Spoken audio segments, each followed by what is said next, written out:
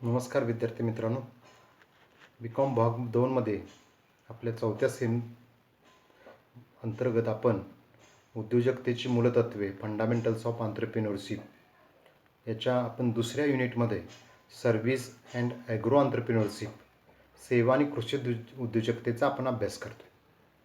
यापैकी आपण सेवा उद्योजकता हा भाग संपवलेला आहे. आजच्या व्याख्यानामध्ये आपण कृषी उद्योजकतेच्या अभ्यासाला सुरुवात करतो. त्यामध्ये प्रथम आपण ॲग्रो एंटरप्रेन्योरशिप अर्थात कृषी उद्योजकता ही संकल्पना जी आहे ती संकल्पना आपण आजच्या व्याख्यानामध्ये लक्षात घेतो आहे. कृषी उद्योजकता म्हणजे काय, तर शेती आणि शेती संबंधित उद्योजकीय प्रक्रिया. केवळ शेती नाही किंवा कृषी नाही, तर त्या संबंधित असणारे जे काही व्यवसाय आहेत, व्यापार आहे, तोही याच्या अंतर्गत समाविष्ट होतो. तर नवनवीन पद्धती, प्रक्रिया असेल, तंत्र असेल, शेती व शेती संबंधित कार्यासाठी आता वापरली जाऊ लागलेली आहेत. तर अशा पद्धती, प्रक्रिया, तंत्र वापरणारे किंवा नवीन निर्माण करणारे हे सुद्धा कृषी उद्योजकतेमध्येच समाविष्ट होत असतात. त्यांना यामध्येच गृहीत धरलं जातं. कृषी उद्योजक हे अशा नवनवीन तंत्रे, पद्धती, प्रक्रियाचा अवलंब करतात. म्हणजे त्याच जे निर्माण केलेलं असतं यंत्र, उपकरणं, साधनं, तंत्र, त्याचा वापरही आज केला जाऊ शकतो आणि जे करतात त्यांना या ठिकाणी कृषी उद्योजक असं म्हटलं गेलेलं आहे. नाविन्यपूर्ण कल्पनांचा उपयोग करून शेती आणि शेती संबंधित व्यवसाय हे आपण लक्षात घ्यायला पाहिजे की केवळ शेती नाही, म्हणजे एखादं कडधान्य पिकवणं, ऊस पिकवणं किंवा फळबाग लावणं एवढं अपेक्षित नाही. तर त्या अनुषंगाने त्यांना पुरवणारी खतं असतील, बी बियाणं असतील किंवा औषधं असतील, अन्य अवजारात पुरवणारे असतील, ट्रॅक्टर असेल, ट्रॅक्टरसुद्धा कृषी उद्योजकतेमध्येच येतो. तर ग्रामीण अर्थव्यवस्थेमध्ये बदल या नाविन्यपूर्ण गोष्टीमुळं बदल घडवून येतो. म्हणजे थोडक्यात कृषी उद्योजकतेमुळं ग्रामीण विकास, ग्रामीण अर्थव्यवस्था विकसित किंवा मजबूत होताना आपल्याला पाहायला मिळते. कृषी उद्योजक हे जोखीम स्वीकारणारे असतात. खरं म्हणजे या जगामध्ये सगळ्यात जास्त कोण जोखीम, रिस्क स्वीकारत असेल तर तो शेतकरी आहे. कारण निश्चित किमतीला सगळं खरेदी करायचं आणि अनिश्चित किमतीला सगळं विकायचं. तर बाकीच्या उद्योग व्यापार, तुम्ही मोबाईल घेता, त्याला माहीत असतं त्याचा कच्चा माल किती आहे आणि तो किंमत ठरवतो की एवढ्या किमतीला मी विकणार. पण आमच्या बिचाऱ्या शेतकऱ्यांना त्याचा माल कितीने विकला जाणार आहे हे माहिती नसतं. तो तयार करतो, 50 रुपयांनी किलो जावं म्हणतो आणि कुठंतरी 5-10 रुपये किलोने त्याच्या हातात आपण बघतो टोमॅटो, बाकीचं कांद्याचे वगैरे बाग. व्यापाऱ्याला मात्र शेतात पिकवणारा 3 महिने 4 महिने त्याच्यावरती मेहनत करतो, त्याच्या अगोदर मशागत करतो, सगळं तोडणी, काढणी, पेरणी, उगवणीपासून सगळ्या गोष्टी करतो.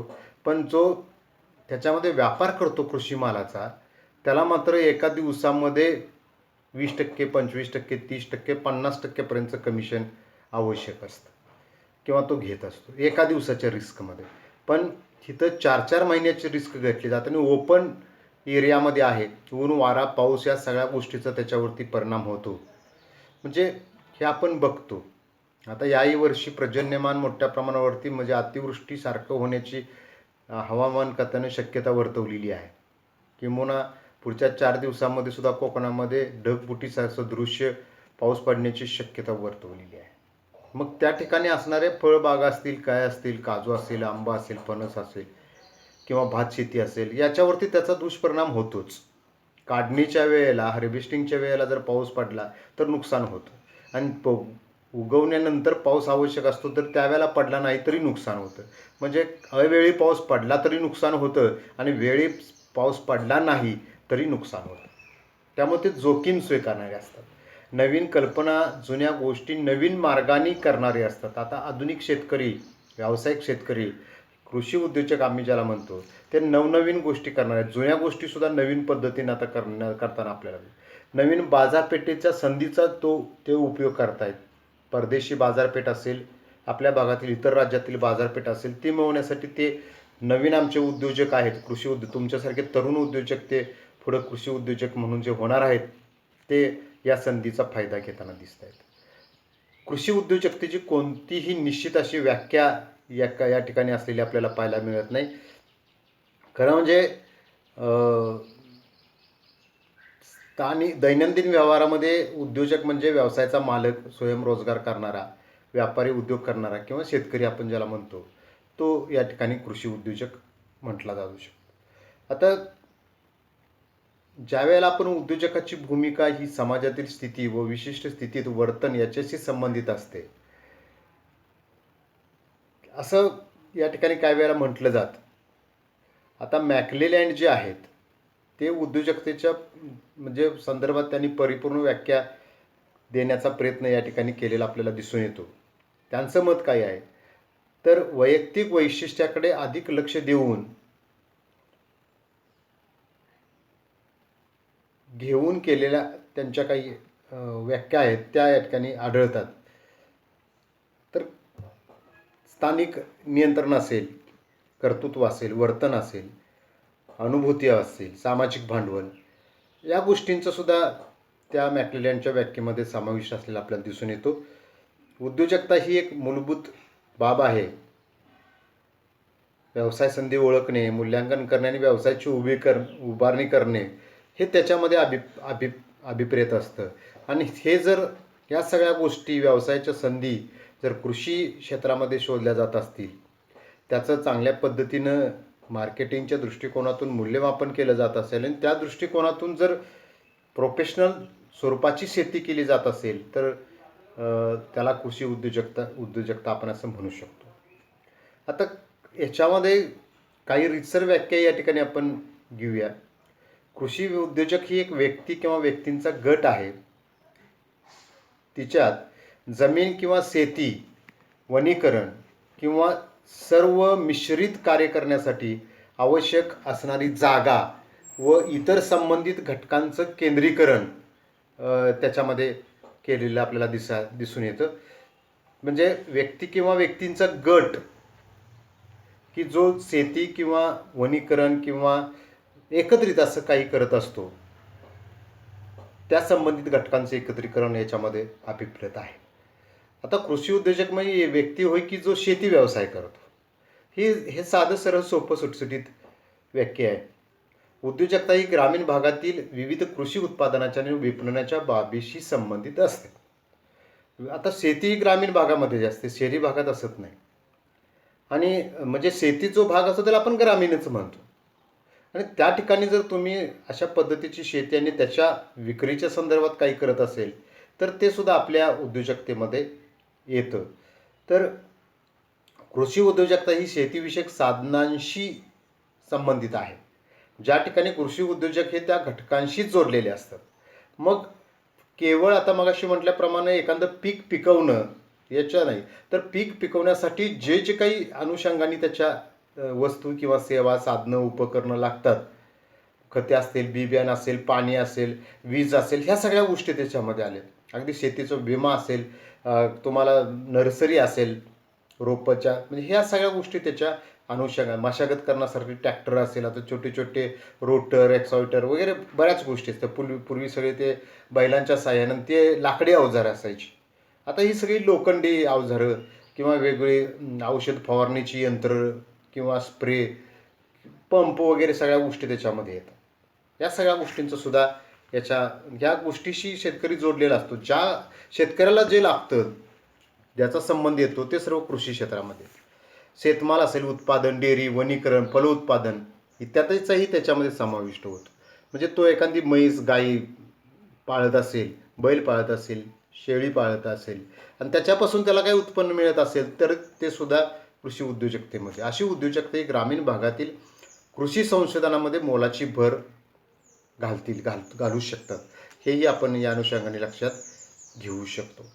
आता ग्रामीण संसाधने वापरून ग्रामीण भागामध्ये ग्रामीण लोकांनी उत्पादित केलेला शेतमाल मोठ्या प्रमाणात ग्रामीण भागामध्ये वितरित केला जातो, हे आपण लक्षात घेतलं पाहिजे. म्हणजे विशेषतः मोठ्या प्रमाणात ग्रामीण मानवी संसाधनाचा उपयोग या अंतर्गत होताना आपण दिसतो.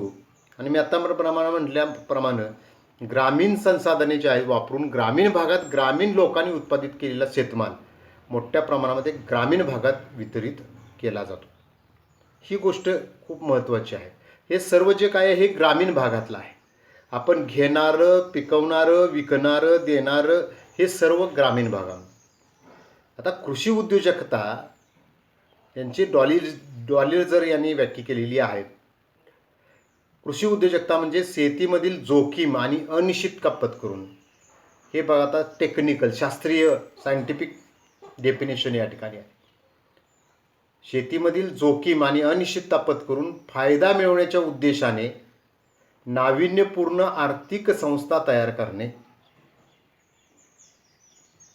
संस्था म्हणजे असं फार मोठं तुम्ही असं काही समजू नका, पण एखादी गोष्ट निर्माण करण्याच्या दृष्टिकोनातून सगळ्या गोष्टींचं एकत्रीकरण करणं, संघटन करणं, या दृष्टिकोनातून संस्था हा शब्द या ठिकाणी वापरलेला आहे. कृषी उद्योजकता म्हणजे सामान्यतः टिकाऊ, सामुदायिक, भूमुख, थेट बाजारपेठ असणारी शेती होय. म्हणजे टिकाऊ आहे, समुदायाभिमुख आहे आणि थेट बाजारपेठ असणारी शेती आहे. आता शाश्वत शेती म्हणजे शेतीकडे एक समग्र प्रणाली अभिमुख दृष्टिकोन दर्शवते की जो सामाजिक, आर्थिक आणि पर्यावरण प्रक्रियेच्या परस्पर संबंधावरती केंद्रित आहे. हे समजण्याला तुम्हाला थोडंसं डिफिकल्ट वाटेल, पण शाश्वत म्हणजे कसं, सेक्युअर्ड, खात्रीशीर, कायमस्वरूपी, सस्टेनेबल. पण त्याच्यामध्ये एक समग्र म्हणजे मोठ्या प्रमाणावरती. प्रणाली अभिमुख म्हणजे एक दृष्टिकोन म्हणजे एक ती प्रोसेस असते, ती एक मेथड असते, सिस्टीम असते. त्याच्यामध्ये आर्थिक, सामाजिक आणि पर्यावरण याच्यातला महत्त्वाचा भाग, हे परस्परावरती संबंध जे असतात त्या सर्वाचं केंद्रीकरण, एकत्रीकरण करणं, हे आपल्याला या उद्योजकतेमध्ये अभिप्रेत आहे. आता शेती व शेती संबंधित क्षेत्रामध्ये निर्माण होणारी उद्योजकता म्हणजे शेती उद्योजकता. शेती व शेती संबंधित क्षेत्रामध्ये निर्माण होणारी उद्योजकता म्हणजे शेती उद्योजकता. ही साधी, सरळ, सोपी, सुटसुटीत भाग. आता शेती क्षेत्रामध्ये शेतमालाचे उत्पादन असेल, पशुपालन असेल, डेअरी असेल, फलोत्पादन, वनीकरण, वृक्षारोपण, याबरोबर बी बियाणं, खते, औषधं, अवजारे, उपकरणं असतील, सिंचन व्यवस्था असेल, पाण्याची व्यवस्था आपण ज्याला म्हणतो सिंचन व्यवस्था, तसेच प्रक्रिया असेल, संग्रहण, वितरण, विपणन, या सर्व गोष्टींचा याच्यामध्ये समावेश होतो शेती क्षेत्रामध्ये. यापैकी कोणताही व्यवसाय केला तरी ही शेती उद्योजकतेमध्येच त्याचा अंतर्भाव होतो, ते समाविष्ट होतं. आधुनिक काळामध्ये शेती संबंधी उद्योजक त्यामध्ये मोठ्या प्रमाणावरती वाढ होत आहे, त्याचा विस्तार होत आहे. हे मी मगाशी म्हटलं तुम्हाला. म्हणजे त्या अनुषंगा पूर्वी कसं आहे, शेतकरी तो स्वयंपूर्ण होता, त्याला लागणाऱ्या सर्व गोष्टी तो स्वतः निर्माण करायचा. बियाणं सुद्धा जे पिकायचं त्यातला चांगला भाग थोडासा बियाणा म्हणून बाजूला ठेवला जायचा आणि ते बियाणं पेरलं जायचं. पुन्हा उगवून आल्यानंतर त्यातला भाग थोडासा, म्हणजे हे कंटिन्युअसरित्या शेतकरी आजही काही प्रमाणामध्ये होतं. पण बऱ्याचशा प्रमाणावरती 80-90% प्रमाणावरती आपण पाहतो की बियाणं हे आता महाबीज वगैरे अशा या संस्थेकडून खरेदी केली जातात, नर्सरीमधून रोपं खरेदी केली जातात. पूर्वी आपण बघत होतो की भात शेतीच्या बाबतीमध्ये सुद्धा पहिल्यांदा ते सगळं हे लावायचे आणि त्याचं तरू म्हणतात त्याला. कांद्याचं सुद्धा तसं असतं, लसणाचं सुद्धा तसंच असतं. आणि ते तरू परत विकलं जायचं आणि ते तरू लावलं जायचं, मग ते डायरेक्ट यायचं. म्हणजे शेती, तुम्ही द्राक्ष बागेसाठी जसं कलम केलेलं रोप आणता तसा हा भाग आहे. आता या सगळ्या गोष्टी, त्या संबंधित असणाऱ्या गोष्टी, ह्या सर्व आता कृषी उद्योजकतेमध्ये समाविष्ट होताना आपल्याला दिसत आहेत. आपल्याकडं जी शेती होते त्याचा या ठिकाणी फार विचार, म्हणजे आधुनिक काळामध्ये शेती संबंधी उद्योजक त्या ह्याच्यामध्ये मोठ्या प्रमाणात वाढ झाली आपण लक्षात घेतलं. शेतीमध्ये आधुनिक पद्धती, तंत्राचा वापर लक्षणीयरित्या वाढला आहे आणि त्यामुळे शेती तज्ज्ञ सल्लागारांची संख्या सुद्धा वेगाने वाढ झाली. कन्सल्टन्सी वाढलेली आहे. पूर्वी कन्सल्टन्सीचा विषय नव्हता, मोफत एकमेकाला सल्ला दिला जायचा, बांधावर जाऊन दिला जायचा. आज बांधावर यायचं म्हटलं की त्याला त्याची विजिट फी द्यावी लागते. म्हणजे भारतामध्ये शेती हा प्रमुख व्यवसाय असल्यामुळं शेती चांगल्या प्रकारे तसेच इतर क्षेत्रांचा विकास योग्य रीतीने होऊ शकतो. कारण आपण बरेचसे लोक शेतीवर आधारित, किंबहुना कुठलीही बाजारपेठ असेल, व्यापार असेल, उसाचं बिल निघालं की मग पेमेंट देतो, हा प्रत्येकाच्या तोंडामध्ये आपल्याला शब्द ऐकतो. म्हणजे शेती पिकली चांगल्या पद्धतीनं, त्याला दर मिळाला तरच बाजारपेठ चालते, व्यापार चालतो, मार्केट चालतं. कारण आपली अर्थव्यवस्था शेतीवरती असणारी अर्थव्यवस्था आहे. पाऊस चांगला असेल तर इकडं व्यापार चांगला होतो. अहो सेन्सेक्स सुद्धा चढतो, बातमी नुसती आली तर. म्हणजे थोडक्यात शेती क्षेत्रावरती इतर सर्व क्षेत्र अवलंबून आहेत. त्यामुळे शेती उद्योग सातत्यानं वाढणं, त्यांच्यात वाढ होणं आवश्यक आहे.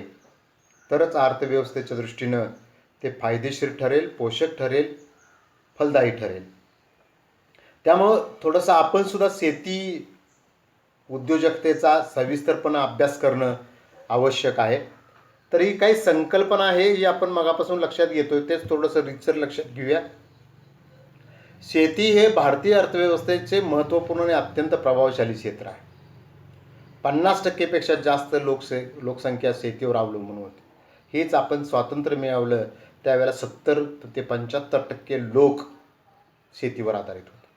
आता याच्यामध्ये 20-25% कपात झालेली पाहायला मिळतात. आता शेतीचा देशातील सकल देशांतर्गत उत्पादनामध्ये, ज्याला आपण GDP म्हणतो, 17% हिस्सा आहे. पूर्वी हा 35-40% असायचा. भारत हा प्रामुख्याने शेतीप्रधान देश आहे. 50% लोकांना प्रत्यक्ष रोजगार शेती क्षेत्र उपलब्ध करून देतो. म्हणून आजही आपण म्हणतो आपली अर्थव्यवस्था शेतीवर अवलंबून आहे. कारण प्रत्यक्ष रोजगार बऱ्याचशा लोकांना शेत्यानुषंगाने असणारे उद्योग व्यापार व्यवसायामधून होतो. कृषी मूल्य साखळी उद्योजकता अत्यंत महत्त्वपूर्ण भूमिका बजावते.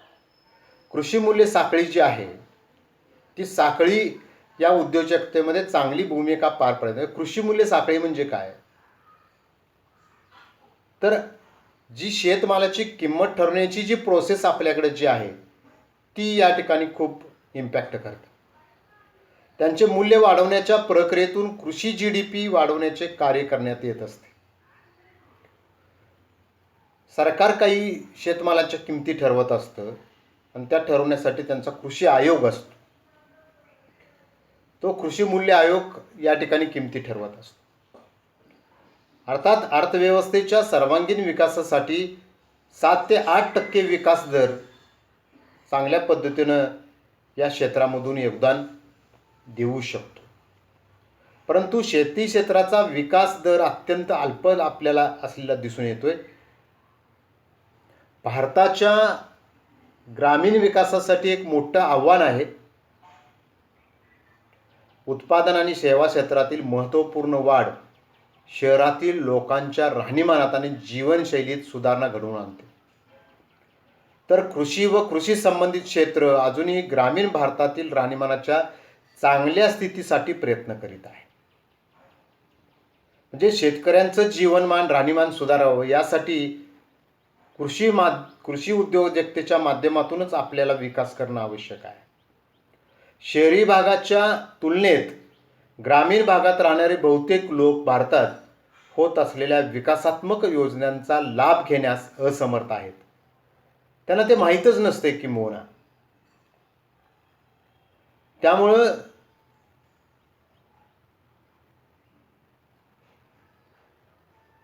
हे संतुलन लक्षात घेतलं तर संतुलित तुम्हाला आर्थिक विकास साधायचा असेल तर ग्रामीण विकासामध्ये उद्योजकता, कृषी उद्योजकता ही अनिवार्य, अपरिहार्य आहे, अत्यंत गरजेची आहे. अजूनही वापरात न आलेल्या संभाव्य आणि ग्रामीण भागातील संसाधनांचा वापर करण्यासाठी, मग त्याच्यामध्ये जमीन असेल, पाणी असेल, वीज असेल, या सर्व गोष्टी असतील, अजूनही काही ठिकाणी ते वापरात येत नाही. अजूनही पडीक जमीन भरपूर आहेत, पाणी आहे पण नको त्या ठिकाणी आहे, पाहिजे त्या ठिकाणी ते लिफ्ट करून आणावं लागतं. या सर्व गोष्टींचा विचार केला तर कृषी क्षेत्राला मोठी संधी आहे. हे जरी आशादायक आणि आकर्षक वाटत असले तरीसुद्धा लोकांच्यामध्ये जागरूकता नसणं, उद्योजक संस्कृतीचा अभाव, निकृष्ट पायाभूत सुविधा, पुरेसा संस्थात्मक आधार नसणं आणि सरकारचं धोरण यामुळं अनेक आव्हाने शेती क्षेत्रापुढे आवासून उभा आहेत. आणि अशा आव्हाने असताना सुद्धा शेती विकासासाठी अनेक मार्ग मात्र खुले आहेत. शेती साधनं, शेती प्रक्रिया, तंत्रज्ञान, शेती उत्पादन प्रक्रिया, दुग्ध विकास, कुक्कुटपालन, उत्पादन असेल, रेशीम पालन आणि इतर शेती अनुषंगाने मोठ्या संधी या क्षेत्रामध्ये उपलब्ध आहेत. विविधता, मूल्यवर्धिता, सुस्पष्ट शेती, उच्च तंत्रज्ञान शेती, जागतिक विपणन, सेंद्रिय शेती इत्यादी उपकरणातून तुम्हाला शाश्वत मूल्यवर्धिता वाढताना दिसते. ग्रामीण भारतातील वाढते जीवनमानच नव्हे तर जागतिक अर्थव्यवस्थेला स्पर्धात्मक बनवून राष्ट्रीय अर्थव्यवस्थेला बळकटी देण्यासाठीची ही मोठी संधी आहे. ही कृषी उद्योजकतेच्या माध्यमातून आपल्याला वापरता येऊ शकते, त्या संधीचं सोनं करता येऊ शकतं. तर विद्यार्थी मित्रांनो, कृषी उत्पादनासंबंधी भारत माहिती आपल्याला दुसऱ्या क्रमांकावरती, परंतु निर्यातीच्या बाबतीमध्ये तो 14व्या क्रमांकावरती. प्रति हेक्टर भारतातलं सरासरी कृषी उत्पादन हे जगातील सरासरीचे निम्म आहे.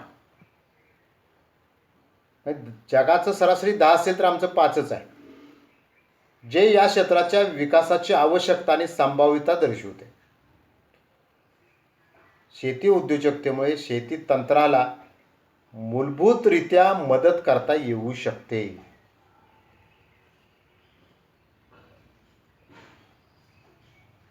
हे आपण लक्षात घेणं आवश्यक आहे. प्रति हेक्टर जर तुम्हाला उत्पादन वाढवायचं असेल तर नवनवीन मार्ग आणि उपाययोजना उपलब्ध होऊ शकतात, आहेत त्या. म्हणून तर लोक इस्रायलला शेती बघायसाठी जातात. त्या इस्रायल या देशामध्ये, संपूर्ण देशामध्ये एकच मोठं तळ आहे. प्रत्येक माणसाला तो पुढच्या वर्षी किती पाणी वापरणार आहे त्याचं बजेट द्यावं लागतं. आणि तेवढ्या बजेट म्हणजे म्हणून मी भरमसाठ बजेट दिलं असंही होत नाही. रस्त्याच्या कडेला जी झाडं आहेत त्याला सुद्धा ड्रीपनं पाणी दिलं जातं. आपल्यापेक्षा कितीतरी पटीनं कमी पाऊस त्या ठिकाणी पडतो, पण पावसाचा एक आणि एक थेंब ते युटिलाइज करतात. सांडपाणी प्रक्रिया त्यांच्याकडे केली जाते. बराच भाग आहे. आपल्याकडं पाणी वाया, वीज वाया घालवणं, सुविधा वाया घालवणं याच्यामध्ये खूप मोठा भाग आहे. या उद्योजकतेमध्ये आपल्याला अन्न प्रक्रिया, पॅकेजिंग असेल, हंगामी फळं, भाजीपाला जतन, बियाणे प्रक्रिया असेल, पीक शेती असेल, फुलांची शेती असेल, फळांची शेती असेल, या माध्यमातून सुद्धा आपल्याला विकास घडवून आणता येतो.